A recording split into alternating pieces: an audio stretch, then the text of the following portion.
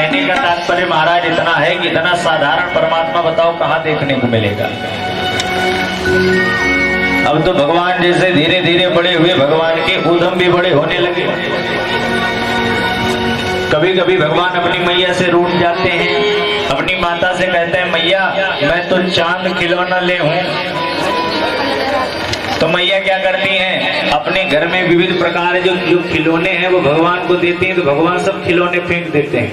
और रात में भगवान रोते हैं, कहते हैं मैया मोए तो वो जो चंद्रमा आकाश मार्ग में घूम रहा मोए तो ऐसा खिलौना चाहिए। अब रात रात भर भगवान रोते हैं और मैया बताओ भगवान को चुप कराती। तो मैया क्या करती है, एक कलश के अंदर जल भर के रखती हैं, तो चंद्रमा का प्रकाश उस कलश पर पड़ता है, तो चंद्रमा उस कलश के अंदर दिखाई देता है। अच्छा जब दिखाई देता है तो मैया कहती है कि देख लाला ये ऊपर वारो चंद्रमा नीचे आगे जाके देख ले। अच्छा मैया कहती है देखने को, भगवान क्या करते हैं जैसे घड़े में जाकर के हाथ मारते हैं तो चंद्रमा गायब हो जाता है। और जब गायब होता है तो भगवान फिर रोने लगते हैं। कभी कभी तो महाराज 2 सालों में जाकर के गैयों के सींगों को पकड़ करके झूलने लगते हैं। कभी कभी तो बछड़ों के दांतों को भगवान पकड़ करके गिनते हैं। इसी प्रकार भगवान विविध प्रकार से अपनी बाल लीलाओं को, बाल क्रीडाओं को करते हुए जा रहे हैं।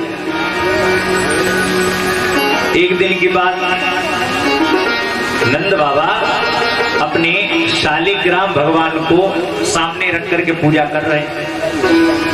तो क्या किया, शालिग्राम भगवान को बढ़िया दूध दही शहद इत्यादि से स्नान कराया। और जब पास ही में बैठे हैं दूसरे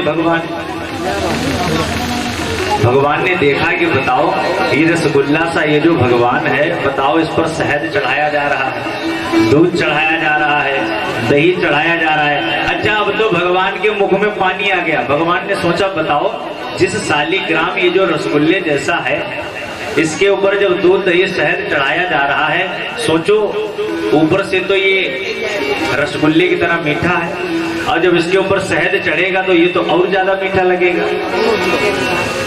तो इधर नंद बाबा ने क्या किया, शालिग्राम भगवान को शहद इत्यादि में स्नान करवा करके रख दिया और एकदम आंख बंद करके माला करने लगे। तो नंद बाबा को देखते देखते भगवान ने भी आंख बंद कर ली। और जैसे ही देखा कि नंद बाबा की आंखें पूरी तरह बंद है, तुरंत नंद बाबा के शालिग्राम को उठाया और मुख में रख लिया। और मुख में रख करके भगवान चुपचाप बैठे। 1-1.5 घंटा व्यतीत हुआ, नंद बाबा की आंखें खुली। अब तो नंद बाबा चौंक गए, अरे हमारे जय कहाँ गए। यशोदा को बुलाया, अरे यशोदा देख हमारे भगवान कहाँ हैं।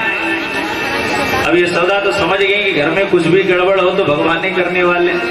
अब यशोदा भगवान से कहती लाला तू भी तो अपनी बाबा के पास बैठो रो, तू तो मुझे बता कि यहाँ पर जो शालिग्राम जय रखे कहाँ गए। अब तो भगवान अपना मुख ही नहीं खोल रहे, भगवान कर रहे हैं, क्योंकि मुख में तो पहले से ही भगवान।